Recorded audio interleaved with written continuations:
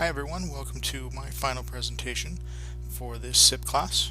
I want to start here by going over what the goal of my project was. As you can see on the screen here, it says a desktop tower defense game that incorporates a resource usage, cost per fire per tower, and one where towers gain experience per hit and killed automatically upgrade. The idea behind this was to kind of give a more real true to life scenario where you have to worry about how much resources you have and using that to kind of balance out what you do for attack, and also to gather those resources and make sure you have them to kind of offset some of this management for the player. That's where the experience gain has come, so the towers can upgrade automatically. It's just one less thing that you've got to manage. In true to life form, you know, your people firing from the tower would become better and more skilled.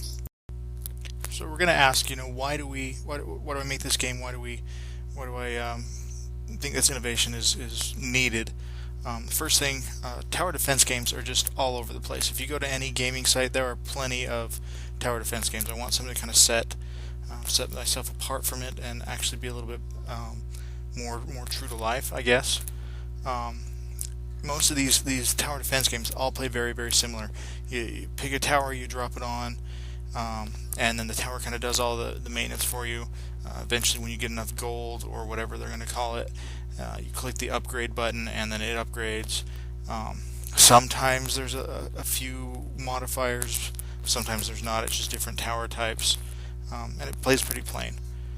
So this game, kind of to set things apart, we do have a resourcing system. And a cost per fire as part of the innovation, and the automatic upgrading part of the innovation. As a whole, this game, as far as the mechanics go, we do have those resources. We've got the basic generic enemy waves. We've got some basic different tower types, but we do include a new mechanic here with the peon management. We add the modifiers, which are pretty basic, and we add the upgrading, but the auto upgrading kind of being something that's kind of new to the game.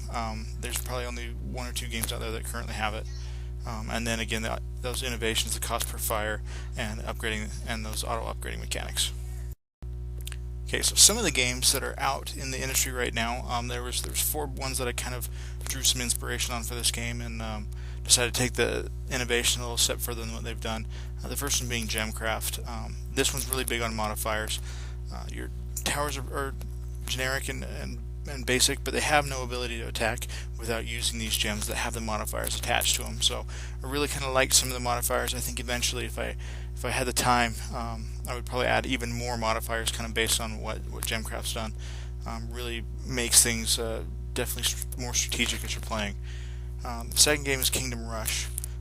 This is kind of a newer one. They've got some additional features and mechanics in there that I really like and would eventually like to incorporate into this game, such as having kind of an infantry be able to deploy along the path to kind of help slow down people as they're attacking, which I thought was really cool. But they have a good upgrade path where eventually you come to a decision on what type of upgrade you'd like to make, as well as adding specific modifiers for those upgrades, which I thought was cool. Jelly Defense is one of these games that has an automatic upgrade. It's actually one of the first games I saw to have an automatic upgrade, but they're basically solely on kills, and so your towers a certain way along the path would always get the upgrade and would become stronger, while your other towers that were doing most of the damage but never would get the kill wouldn't get anything. So I'm taking that next step further to apply that for even just attacking. And the next final game was Random Defense. This is one that kind of incorporates using the resourcing system to help your towers. So if you have enough of this resource mined already, you can make these certain towers. And again, I'm taking that a step further of not only do you need to have these resources to apply the modifiers onto your towers, but you have to have those resources in stock so you can use them to fire. So regarding the implementation, first thing I want to do is do this in XNA and C#. I really like C# as a language. XNA is a great framework for creating games. That's obviously what it was kind of designed to do. It also gives me the ability to create a game and then upload it into Xbox Live, which I think is great. It gives me some more visibility as a programmer and as a game designer, which is one of the reasons I went with it. One of the things I really want to cover is just being able to reuse these classes, or the concept of inheritance. This creates a lot of ease when making a game, when you can inherit from one class and create these subclasses. And this is something I really wanted to do, and I definitely did that. An example here is I took and I made a sprite class. From that sprite class, I went and created a button subclass of that sprite class, and then I went and created a tower subclass of the button subclass of the sprites, and then I went through another step further and made a very specific tower type. So they all inherited all of the abilities of these things. So I can draw it as a sprite. I can click on it as a button, and its basic tower structure is the same as all the other tower structures, with little minute details around the way. Same thing with the toolbars. I just want to be able to draw them and have the same control I would have of any object on the screen. So I created them also as a sprite. You'll see the same functionality with the enemies on the screen and how they move. Their subclasses. The enemy is a subclass of sprite, and that's I feel that's important to utilize this, because it makes the code easier to read, and also makes it easier on me as a coder to not have to rewrite these same functions over and over and over again. Next thing I put on here is scalability and reusability. I definitely want to be able to continue to grow this game as I go, and implement more features that I've seen, as mentioned in the related games. So I want to be able to scale the game quickly without having to chase down references to weird code, which I've already run into a problem with that in making this game. So it was kind of nice to rebuild the engine in a way that I knew I would continue to grow it. So that's one other implementation strategy that I went with. Alright, so here's the final product of the game as it stands right now. I've got a resourcing system going on, I've got enemies moving, I've got my different towers set up, I've got my peon management. If I choose to pick a tower, I can click on it. I've got functioning, well, I don't have functioning buttons because I didn't add a peon.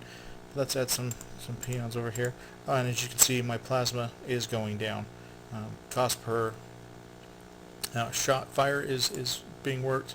There's also an upgrade system going on. We see the current XP, what level we're on.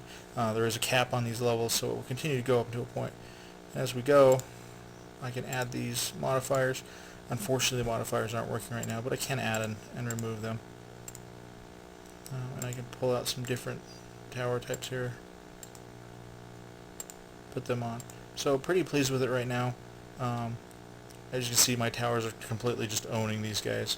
And that's something I need to continue to work on, making the waves of enemies better, kind of nerfing these towers a little bit so they're not so powerful up front, and then creating some end game scenario where either you run out of lives or you go through all the waves, and working on maybe adding a wave counter over here so you know exactly where you're at. And finally, maybe putting in a menu screen with option for a tutorial would be really good, I think.